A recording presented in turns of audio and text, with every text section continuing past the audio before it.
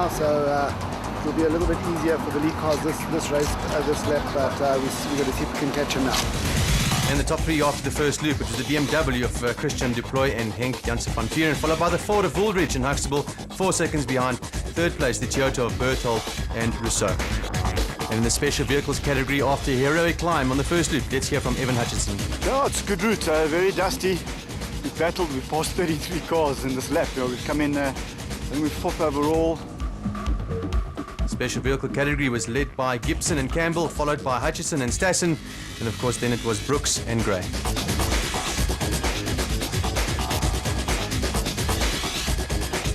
And we're off for Loop 2, Woolridge and Huxtable, hot on the heels of the BMW.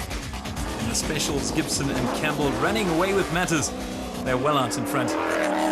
It really has been a superb performance from these two men from KZN. They've been knocking on the door for quite some time now, and if all goes according to plan, this could change their fortunes. Still very much in the hunt for a podium finish. We have the Ford Ranger of Visser and Badenhorst. Kockenberg have climbed into the top 5 and are fighting for a podium. The DSP looks to have done their Hilux the world of good. While Gibson and Campbell lead the specials, Evan Hutchinson is tearing through the field. We heard from him a little earlier. He and Stassen on course for a podium, despite starting in 16th place.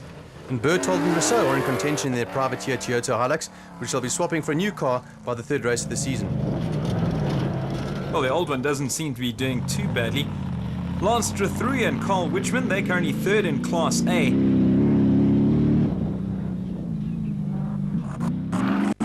Just behind them, though, the team of Daniel Brooks and Gavin Gray. They're lying in 4th position. And a strong contingent of drivers from KZN, Strathrui, Brooks and Gibson, all representing the province. And despite a constant misfire and a puncture, the Harpers are well placed in 5th spot, while the Vries and Viljoen are just behind them.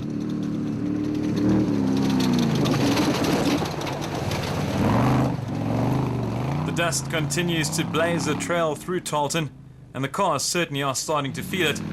Peter Ruthven and Leandra Pinard doing very well in their Rubicon Racing bat. The Castrol Toyota Hilux of Taylor and Murphy, they started in 16th place, but they've managed to fight their way up, and they're currently just outside the top 5.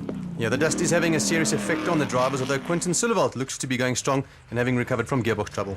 Having driven in a Toyota Hilux last year, Lo de Bruyn and Rian Kreiling are discovering the luxuries of a diesel Ford, while they're closely followed by the husband and wife team of Morris and Yolinda Ferree in their PHP bat.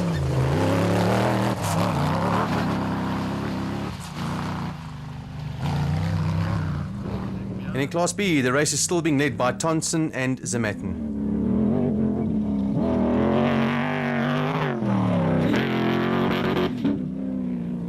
Those two moving along very quickly, as are Class D leaders Jason Venter and Vincent van Alleman, another one of our privateers in the 4x4 Megaworld Toyota Hilux, all the way from Klakstorp. 8th in SP is Johan van Staden and Mike Lawrenson, who have moved up from Class A to SP in order to prepare for a Dakar attempt in the production vehicle category in the future. Well, they're lying ahead of Yanni Visser and Joks Leroux in their Toyota. They're currently in 9th in SP. Certainly hasn't been a great day for the defending champs from Castrol Toyota, Voss and Howie. A puncture in Loop 1 not helping their cause, and they're currently well outside the top 5.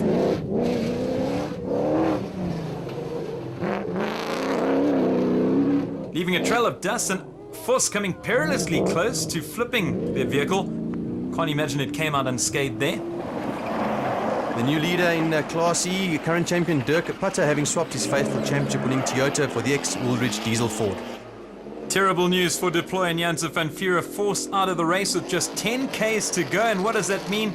What a moment for the Ford team as Lance and Ward Huxtable claim 1st place in the production cars. Smiles and celebrations all around. Former SA champ Neil must be a very proud man and dad, Gary. Absolutely no doubt about it, and a superb performance from Ford too, claiming a 2nd place with Visser and Badenhorst. In the specials, Gibson and Campbell led from start to finish, finally claiming a national championship win in the process. Yeah, it went well. We started off first and we battled in the long grass. We made a wrong slot and Christian passed us. He made a mistake, Duncan passed both of us. There was lots of changing of positions, and then we settled down. We were behind him for quite a while. Came into the DSP, had a puncture, we were right behind him. We went out into the 2nd lap. it was very dusty, but we stayed just out of sight of his dust gap. And then unfortunately for him, he snapped a trailing arm about 50 k's from the end. So we were right there, so we were able to take the opportunity and kind of plain sailing from there to the end. We were at 6th place for quite a bit, and then we started losing tyres. 25 k's out, lost a tyre. At the same rock we hit that blew out the tyre, it made our bonnet come loose, and the bonnet was flying up. I had to loosen that and throw it in the field somewhere. So there's a bonnet lying in the field. That was exciting. I've never been shook around so much in my life. My body is aching. I feel like I was thrown in a tumble dryer. But it's a big rush. There were parts of it that we were just flying over the ground at like 160.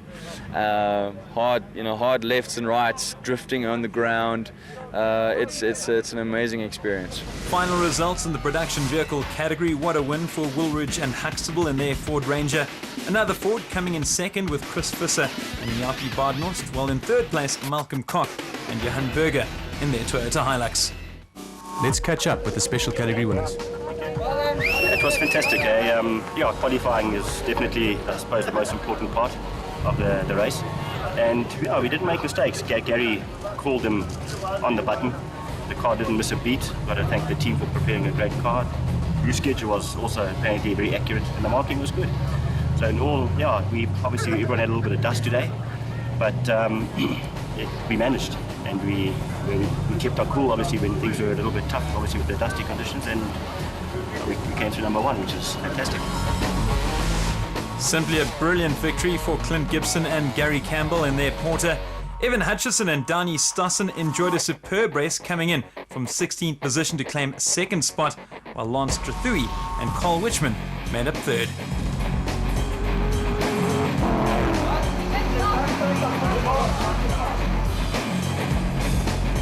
Next week we look at the races within the classes, The growth in the sport, we meet up with 2 promising youngsters, and we take a look at the Northern Regions Championship. Don't miss Inside Cross Country, brought to you by Donaldson, right here on SuperSport.